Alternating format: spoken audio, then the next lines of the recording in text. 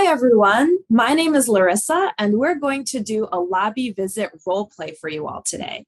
We want to make sure that you know exactly what a visit sounds like and looks like before you lobby your legislators. So I'm going to be the group leader during this role play, and my colleagues Jim and Sarah will be the rest of my delegation. Ursala, my other colleague, will pretend to be a congressional staffer who works for Senator Murkowski from Alaska. Now, we will be showing a lobby visit that takes place over the phone, so not on Zoom. Once the phones are up to our ears, that means we've started the role play. So here we go. 1, 2, 3. Hi, everyone. My name is Ursala. I'm from Senator Murkowski's office. Ursala, how are you today? I'm good. Things are super busy today. We're trying to finish everything up before the end of the year.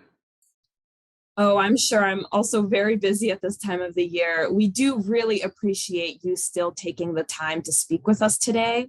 My name is Larissa, and I'm joined by my friends Jim and Sarah. We're part of the Friends Committee on National Legislation's Quaker Public Policy Institute. Hundreds of attendees are lobbying their members of Congress today in support of programs that help children and families.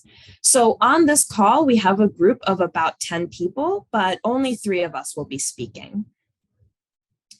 So before we get started with the meeting, could you let us know how much time you have to speak with us today? Thanks for checking. With everything being so hectic, I know I scheduled 30 minutes, but something's come up. I've only got about 10 minutes today. Okay, great. Good thing that I asked then. Well, we first wanted to thank Senator Murkowski for her leadership on the Violence Against Women Act and for her work in ensuring that Alaska Native communities have access to COVID relief. We really appreciate her leadership on this important issue. Oh, I'm so glad you mentioned that. It's a really important issue to the senator. Well, I'm going to turn it over to my friend Sarah to let you know what we'd like to speak with you about today. Thanks, Larissa, and thank you so much, Ursula, for meeting with us today. We're all here today to ask Senator Murkowski to extend the Earned Income Tax Credit and Child Tax Credit expansions. This is really important to us because tens of millions of people, including lots of people in our state of Alaska, have benefited from these expansions passed in March 2021. So we're really hoping that the senator will speak out publicly in favor of these programs and particularly the monthly cash payments to families. Thank you, Sarah. And now I'll invite my friend Jim to share his perspective on the issue. Thanks, Larissa, and thank you, Ursula, for meeting with us today. I'm from Fairbanks and came here today because of my faith and my experience. My faith leads me to believe we all have an obligation to ensure that everyone in our rich society has food to eat, shelter, and a means for a full life. I've been fortunate in my life, but I've got relatives who've struggled, lost their jobs, and literally had months when they ran out of money to feed their children. I know because I've tried to help them. Watching parents struggle to avoid losing their house, facing the stress of not having a job in an economic crisis, and having to say no to their children is heartbreaking. The child tax credit has a proven record of helping children and families. In fact, the overwhelming majority of children in the country benefit. Expanding that credit so that it is fully available to all families regardless of income seems a no-brainer to me. These provisions, I'm told, will particularly help the poorest families in our society and communities of color. And I understand that by some estimates, this expansion could cut child poverty by 40%. That's the right thing to do. And another thing. I am so sorry, Jim. These are great points, but since Ursula did mention that she only has a few minutes, I want to make sure that Sarah has the opportunity to share her story as well. Oh, sure. Thanks. Thanks, Larissa. So Ursula, I really wanted to just take a minute to share a quick story about why this issue is so important to me and the people that I care about. One of my closest friends has a 1-year-old daughter who was born during the pandemic. I spent several weeks helping to take care of her baby when she was just a month old. And during that time, I saw firsthand the kinds of economic pressures that parents deal with when they have a new baby or a young child, especially during the pandemic. A few days before her daughter was supposed to start daycare, we found out that that facility wasn't requiring staff to get vaccinated. So her parents really had to scramble for another childcare option to try to keep her safe. But they had to spend a lot more money, and that stretched their budget even tighter during a difficult time. So in all of our communities, there are parents struggling every day in one way or another to provide for their families, to put food on the table, to make sure their kids can have the opportunities they need to thrive.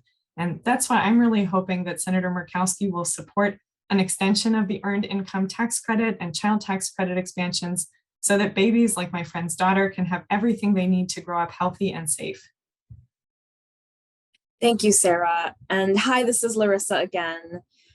I've been thinking a lot about some of my favorite memories as a child, and they included traveling to Denali for a weekend every summer. That was usually our annual family vacation.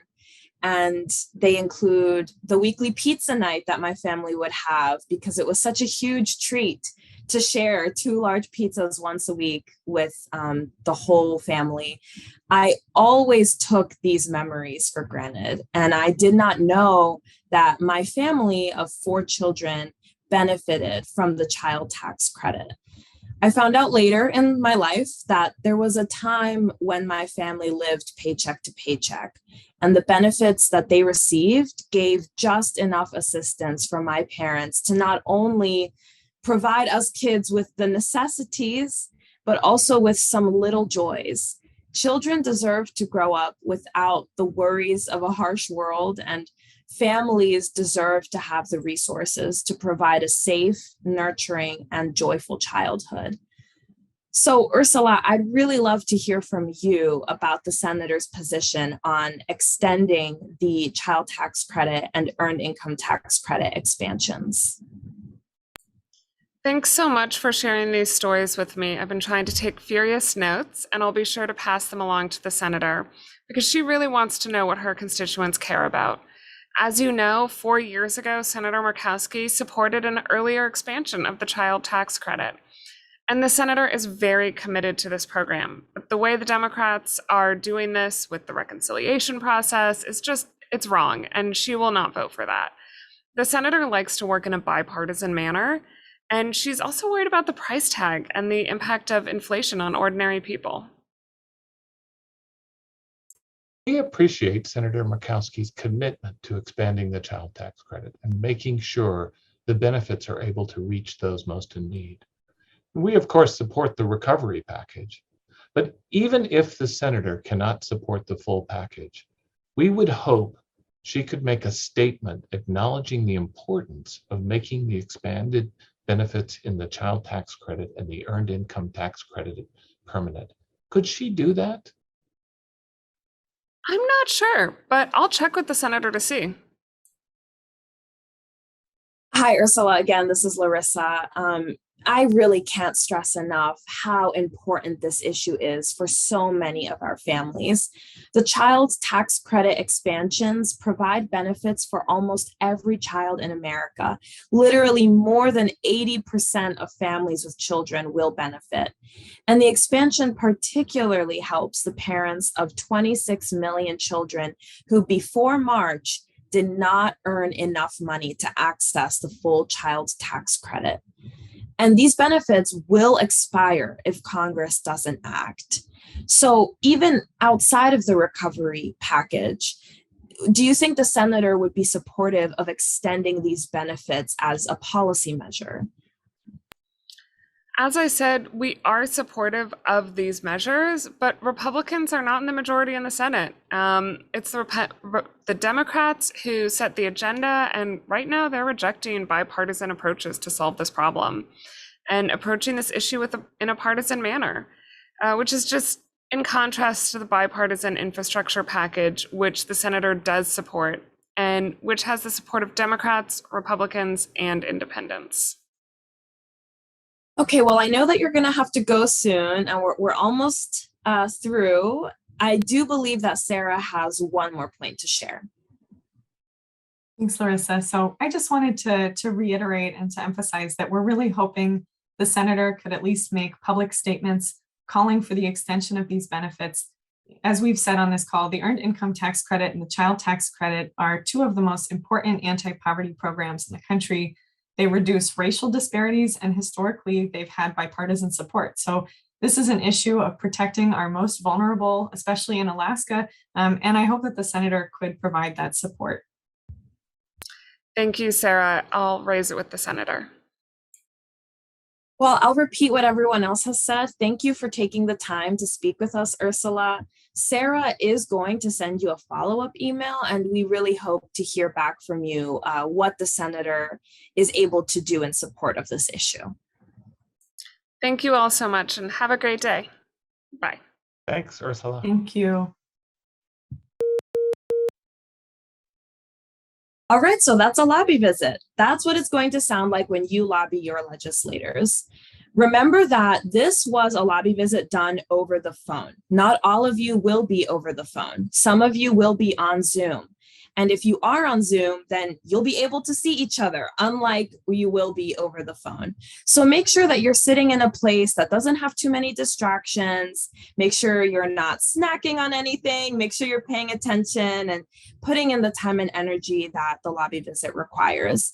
So what are some things that went well? And what are some things that we could have done a little better? Notice that we repeated the ask multiple times. So at the beginning, we made it very clear what we were asking the senator to do. In the middle, we stated it again, and we ended the lobby visit saying it one more time. I'm sure we said it more than 3 times during the visit. You want to be really clear what you're asking the office to do, so you can never repeat the ask too many times. What is something that we could have done a little bit better? Remember, we were on the phone. So even though you could see us, we couldn't see each other in this scenario. We weren't really introducing ourselves every single time we spoke. So there were some moments where I did not say, hi, this is Larissa again, or Jim did not say, hi, this is Jim again. Remember to always say who you are so that they know whose voice is actually on the call in that moment. I'm sure you'll all do great. We are so excited to have so many of you taking action with us on this important issue. You know where to find us if you have any questions. We are really, really, really grateful for your advocacy and for the time and energy that you've put into this work. Good luck, everybody.